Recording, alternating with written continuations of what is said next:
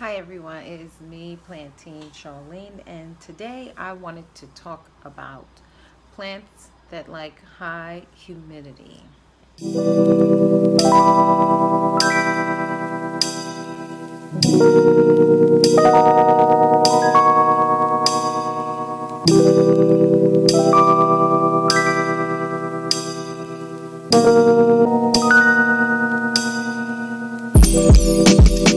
Before I get into plants that enjoy that high humidity, I wanted to say if this is your first time to my channel, thank you for clicking on my video.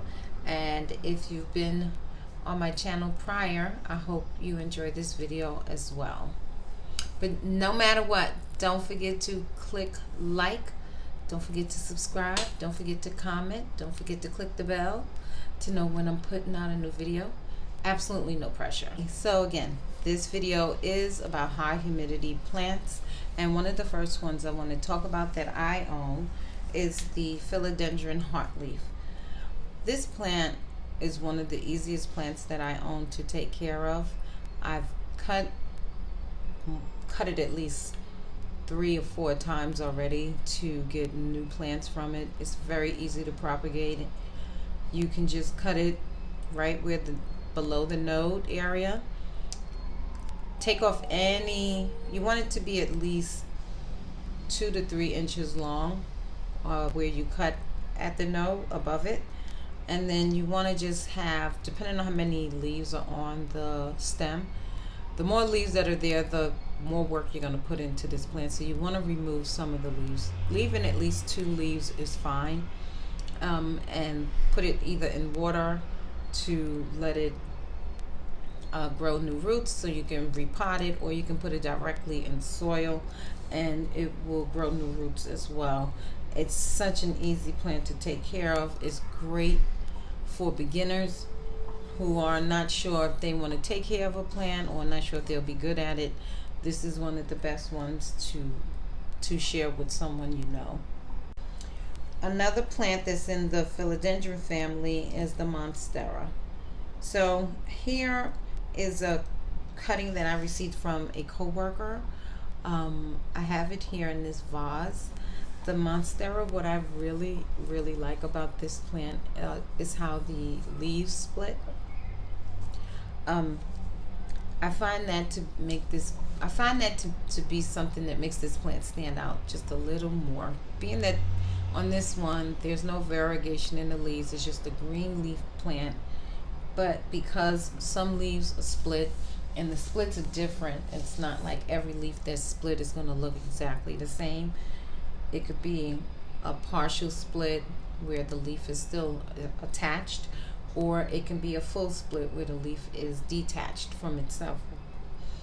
I find this plant to be very easy to care for. It takes medium light, low light, and probably can take high light, but like move it. Don't give this plant any direct strong sunlight. It will not do well. It will burn the leaves. It's just not good. Keep it, if you have a room that takes a lot of light, like it gets afternoon sun and it's strong sun, definitely see if you can put like a sheer what do you call these things here, curtain in front of the window, and have it behind that to kind of take away some of that light so it's not too strong, or move it back if possible from the light by at least 5-6 feet, and it'll be just fine.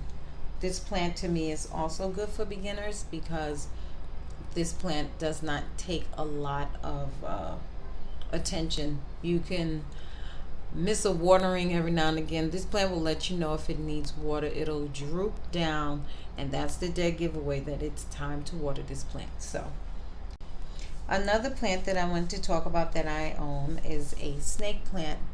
This plant really appreciates high humidity. When I received these plants, they were in soil. Well, it was one plant in soil, and I separated them, and I decided that I wanted to put them in water. Now, as you see from the light hitting it, you see that green in there. I'm gonna have to rinse these leaves, but that's, oh God, what is it called again? Come on, brain. Give me a second, guys. Algae. Yeah, there's some algae buildup on these plants. You can see that green line there. So I'm gonna have to, and it's kind of sitting there at the bottom for this plant, but they're doing really well. I've never done the snake plants in water before, and I said I would give it a try. I don't see that much root growth since I did it. I don't know if the algae is stunting some of that growth, but I'm going to definitely rinse these out after this video and make sure these plants are good. But I am happy with these easy growing plants. Sorry. These plants are very much so high humidity lovers. You can put these plants in the bathroom. You can do the whole water on in a tray with pebbles and place it on top. You can buy a humidifier. However you want to bring that humidity to your plants, you can bring it, as long as it's optional for you. Whatever works best for you, that's how you want to do it. Another plant that really enjoys humidity are Calatheas, or prayer plants. I own a few. Here's what I have left because some haven't made it. I still have my Calathea orbifolia, which, as you see here, it's not looking its best. I had to repot it. It was, you know, overgrown in the root area, and it was very little soil left, and I repotted it, so I'm hoping that it will continue to push out some new leaves. I also have my Calathea, which has been the easiest Calathea / prayer plant that I have owned. This one is so not finicky like the others that I've had. I've had the pinstripe, I've had the medallion, I've had the roseo. I don't think I'm saying that right. I've had the my Calathea white star. Oh gosh, I don't want to talk about that one. I've had the what's the other one? It starts with a V. I can't remember the name right now, but I've had several, and they are very finicky, most of them, when it comes to humidity. If you do not provide the right humidity for this plant, you will see the browning around the leaves like you do on my orbifolia. This also can come from the water that's being used. If you're using tap water, you have to know that your tap water is not contaminated with a lot of different chemicals in the water. There's things that we can drink that the plants don't like. I finally purchased a water pitcher filler. A water pitcher filter. Did I say that right, Ela? I don't know. Anyway, so that the water that I'm using for the plants will be a lot better. They won't have all of those things in it. I know some people will tell you just let it sit out for 24 hours and it'll evaporate. I've read different comments online when I did some research on that, and some say no, it doesn't work, some say it does work. I just said, let me just get a filter.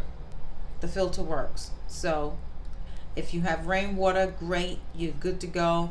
If you have well water, great, you're good to go. But the only way that I have what I have is from a sink, and so therefore I bought that filter so that it could take all of that crap out, and I can water my plants and feel way more comfortable about it. Air plants. Oh boy, air plants. Those, oh, they can be finicky. For me, I found that air plants can be super easy. I've only had one flower, but it actually arrived that way. It stayed for about a week or two and then it died off. I've had at least two of mine give me pups, but they didn't survive. I am not the best at remembering to water these plants the way they need to be watered, which is pretty much soaking them in water for about 30 minutes to an hour, taking them out. They suggest that you turn them downward, so that any water that's sitting in the crevices of the air plant will drip out and not sit there because it can rot it. This plant does take um, moisture from the air, so they definitely want to be in a high humidity area. I put mine, as you see, inside of a glass container so that any humidity that's in there will be held longer. Now this does have openings so that the airflow can continue, because you don't want any type of mold, which is something that I have a bad habit of causing when I'm trying to bring more humidity into a space. So just be careful when you think about how you're going to give your plant that humidity, that high humidity that it really wants. Okay, so the watermelon peperomia, I recently purchased it. This is how it looks now. This actually looked worse when it arrived, but it still looks bad. I wrote the company to find out what are they willing to do for me, because this is not good. I lost 8 plants just from, not 8 plants, 8 leaves slash stems from opening it. The plant, I'm assuming, will get a little bit better as it acclimates to my space, but no one should have received plants that look like this. Like, this is not good, but I digress on that topic. This plant really enjoys humidity. It likes warm temperatures and plenty of moisture, which, what plant doesn't like moisture, right? Except maybe cactus or succulents. It does take medium to bright and direct light. Some people miss plants. I used to miss my plants for humidity purposes, but I really don't think that does much, because I don't know. I never found that it helped my plants. I did it because I read it and they said that's good. Oh, that's a great option. You can do that, just like the water with pebbles and put it on the tray. I know that it does bring humidity to it, but where's that humidity really going? Is it just like staying around the plant, or is it just kind of spreading out into the space that you have? Especially if there's airflow, it's moving around, so it's not like confined to just your plant. I found that it really didn't make a difference. I've done that with my plants more than once, still look the same, and so I haven't wasted my time misting or using the tray method. I just find that it didn't help. The tray, okay, I'm telling the fib. The tray method helped if it was in an enclosed space. So if it was like on a shelf in my living room, no, it didn't matter. But in, let's say, a greenhouse, and you put it on a shelf in the greenhouse with this pebbles, the greenhouse itself is going to help. But if you left it open, you'll still see that the humidity level inside the greenhouse is higher than just being in a big space that's just opened. I hope that made sense. Did it?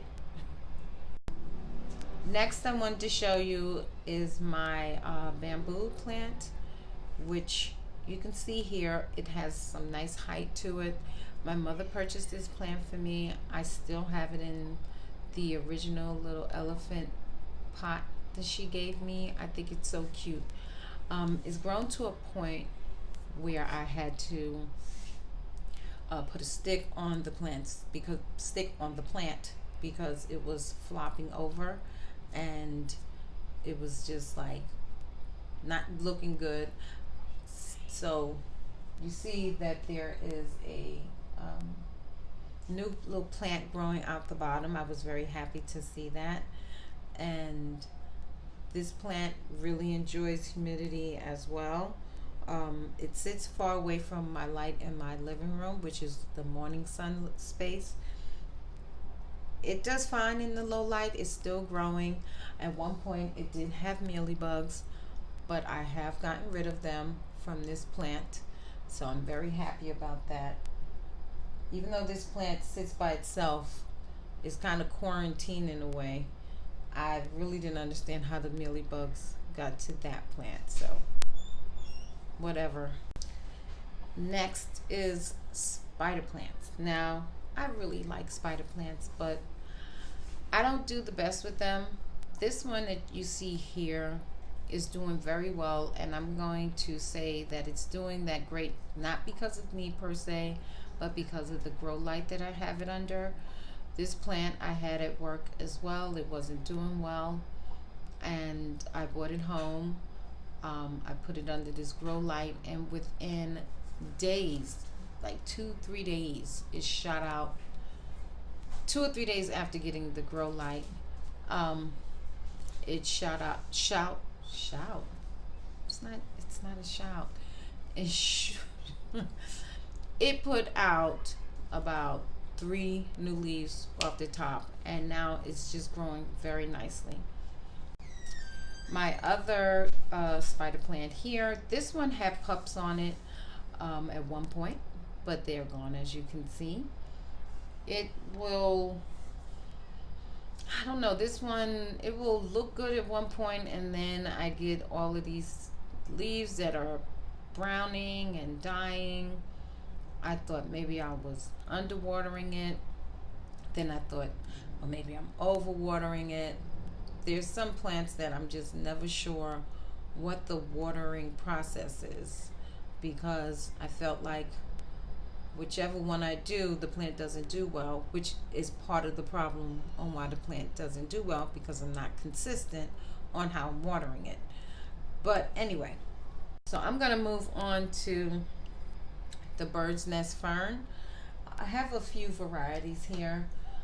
Here is my bird's nest super bum that is not looking its happiest.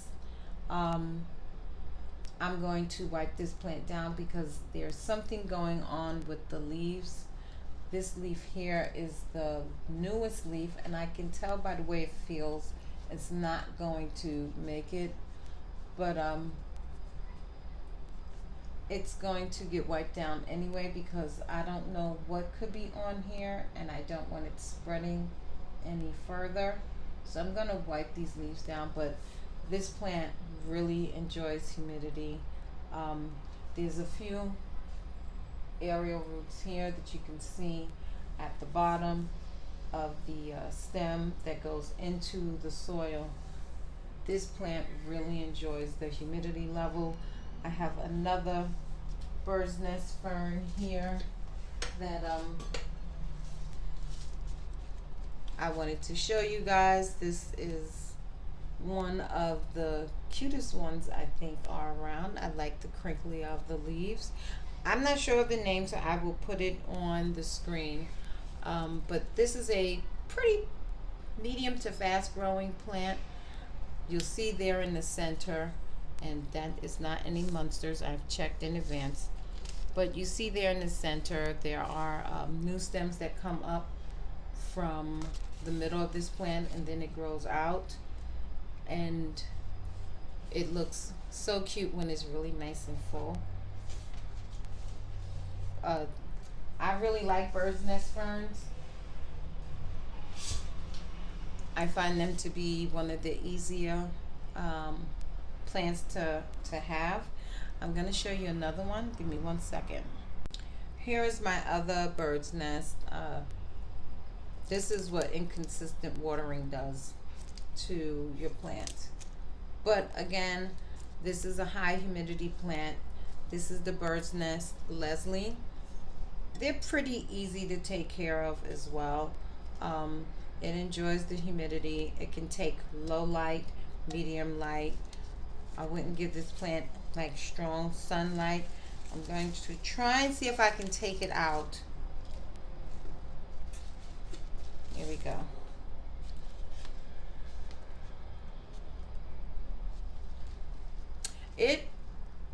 It's easy to take care of. Apparently mealybugs really like this plant too, so be careful with the plant pest factor. But it's feeling light, so I know I need to water it right now. But you see there, see that 1, 2, and 3, those are all new leaves. That's how they will come up from the center of the pot, just like the one, my other bird's nest that I just showed you. They will come up, then they will fall over this way like these do, like these leaves. So high humidity plant, again, right here.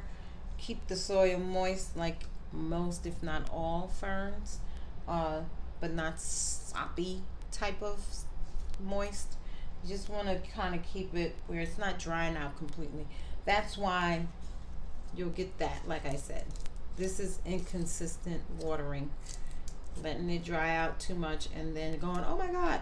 And this plant too will kind of flop over, which it is doing slightly, I can tell, from not having enough water right now. It needs to be watered. So there you go. Okay, my last video I showed a few of the terrariums that I had purchased. That was for my jewel orchids. Doing terrariums is great to give your plants humidity. Depending on the size of the terrarium, like I noted prior, will depend on what kind of plant you would put in there. You can have these open terrariums, you can have closed, you can have whatever you want to create. Some people use